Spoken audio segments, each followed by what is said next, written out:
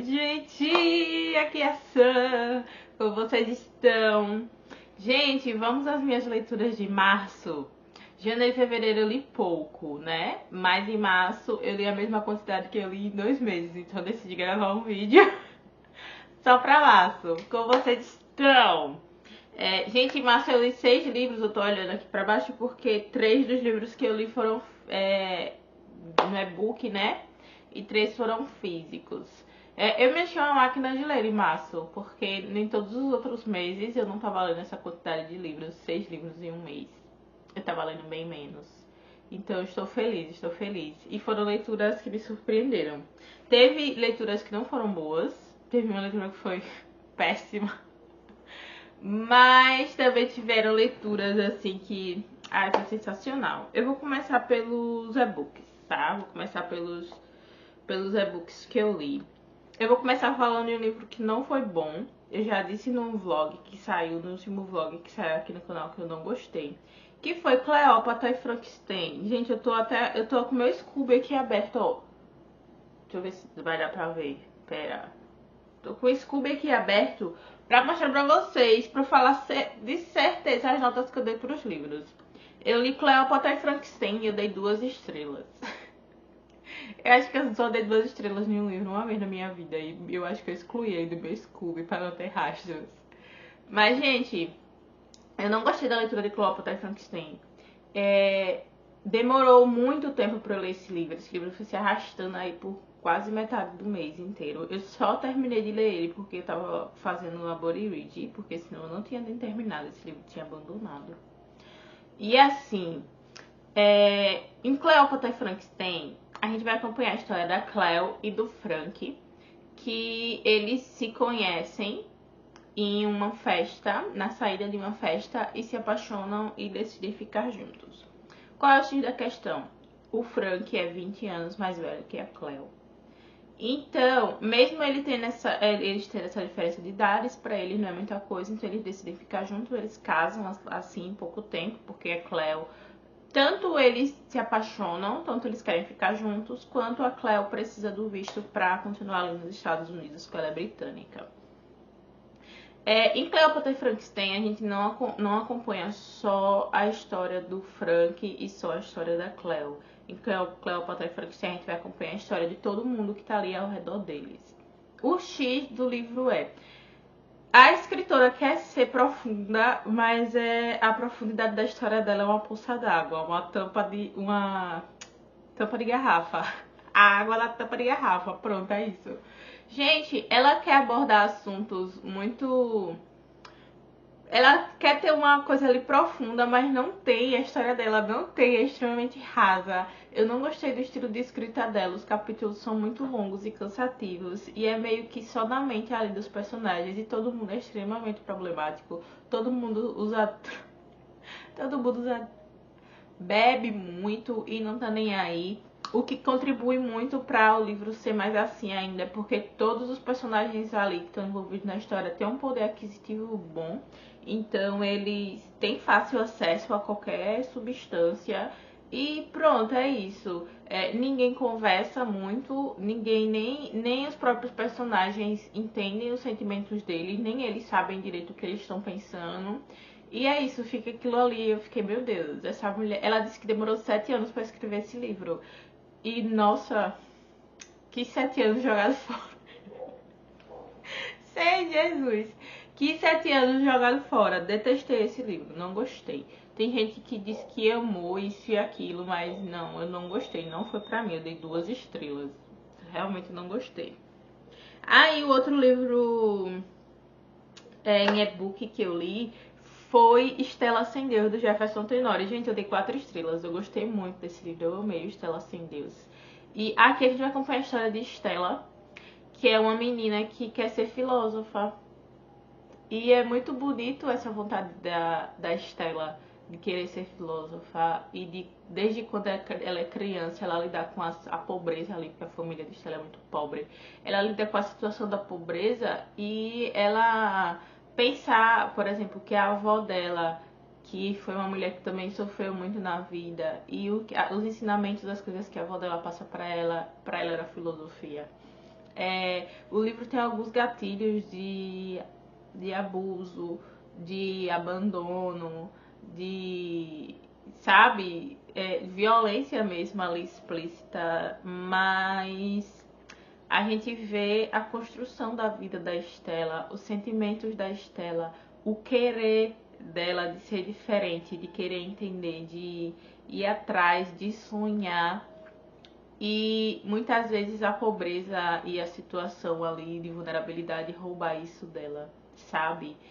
Stella lida com situações e escolhas muito pesadas e muito difíceis, mas que o Jefferson Tenório soube escrever de uma forma muito poética, sabe?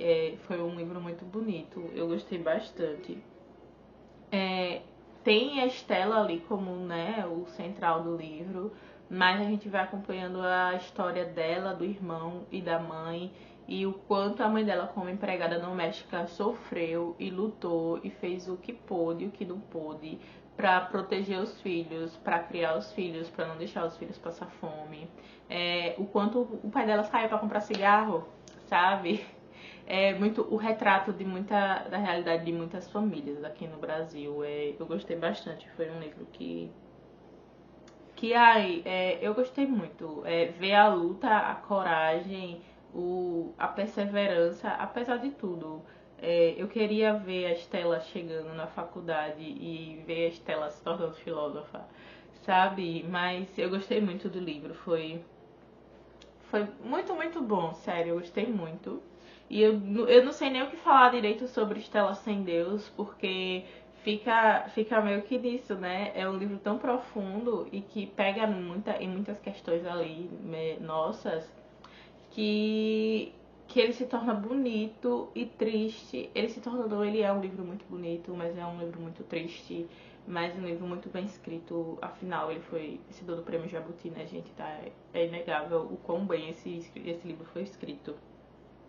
E continuando, o último livro que eu li foi o último livro do mês, mas foi o último livro que eu li em e-book, foi A Lista de Leitura para Corações Solitários. O nome do livro é gigante.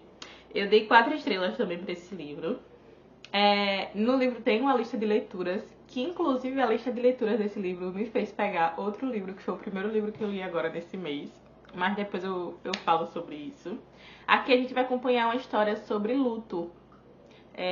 Os personagens centrais ali, onde gira a trama do livro, todos eles, de certa forma, estão passando sobre o luto. Seja o luto de você realmente perder uma pessoa que você ama, ou seja o luto de você abrir mão de alguma coisa na sua vida, sabe? De você ter que fazer escolhas e priorizar algumas em detrimento de outras. Os capítulos, eles vão sendo alternados entre os personagens. Tem 2 personagens principais, que é o Mukesh e a Alicia, eu acho que é o nome da personagem. Deixa eu só...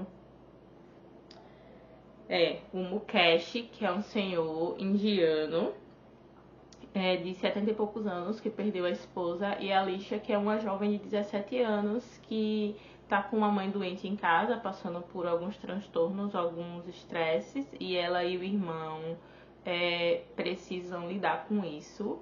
Então ela não sabe muito bem o que fazer e ela vai passar o trabalho dela de verão na biblioteca. E quando chega lá nessa biblioteca que ela já visitava quando ela era criança, ela descobre um novo mundo. Ela conhece o Mukesh, que é esse outro personagem, e eles vão ali criando uma amizade. No primeiro momento eles não se dão muito bem, mas depois eles vão criando uma amizade. E toda essa amizade gira em torno de livros. Rola no meio do livro aí uma lista misteriosa de livros que os personagens acabam tendo acesso, não só eles, mas todos os outros personagens secundários.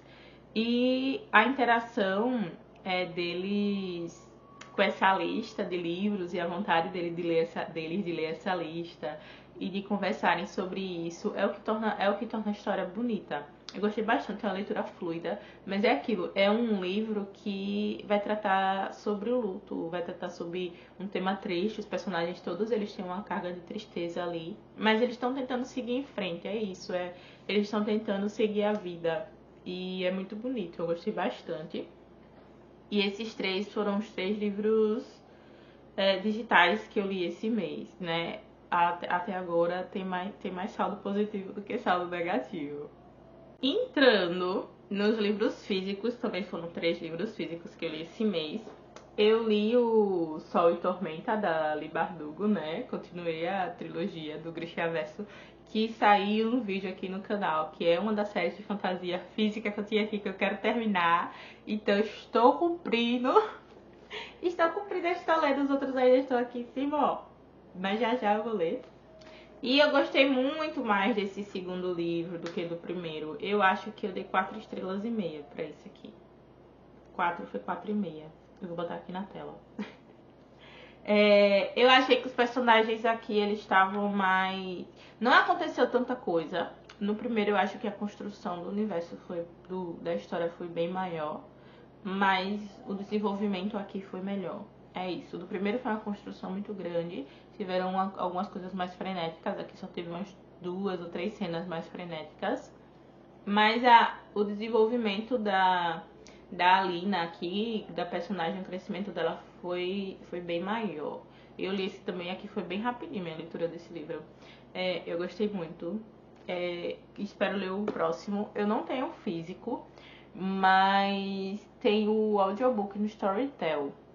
E tem o e-book no Everend também. Eu vou deixar o link dos dois aqui embaixo para quem quiser, né, assinar, fazer o teste. E eu acho que eu vou ficar entre o audiobook ou o e-book pra ler o... É Fúria e Tormenta, eu acho, o último. Ruína e alguma coisa, meu Deus, nem lembro. Nem sei mais o nome do último livro. Mas é isso, gostei. Não tem muito o que falar porque vai ser mega spoiler, né, da sequência, assim. Mas eu li e gostei também desse. Depois eu li um livro que eu dei 3 estrelas pra esse livro, que foi O Diário para Recomeçar, do James Patterson. Eu descobri que esse cara já escreveu muitos livros muito bons. Ele, inclusive, é o escritor de um... Como é, gente, aquela história super sofrida que todo mundo fala?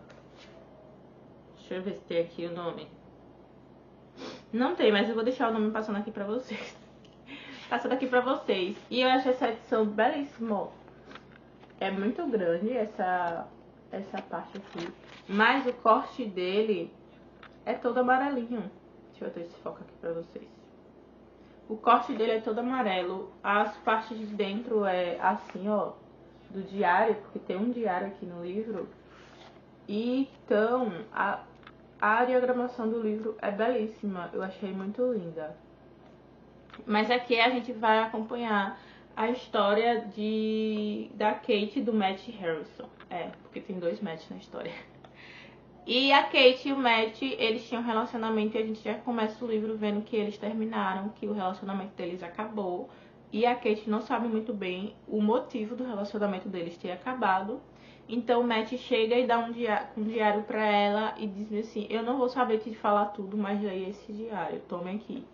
Então a gente vai acompanhar a história sobre isso, né? O antes do relacionamento deles, que é o diário que o Matt entrega pra Kate. E a Kate lê esse diário e processando os sentimentos dela enquanto ela tá lendo a história, descobrindo o porquê o Matt foi embora.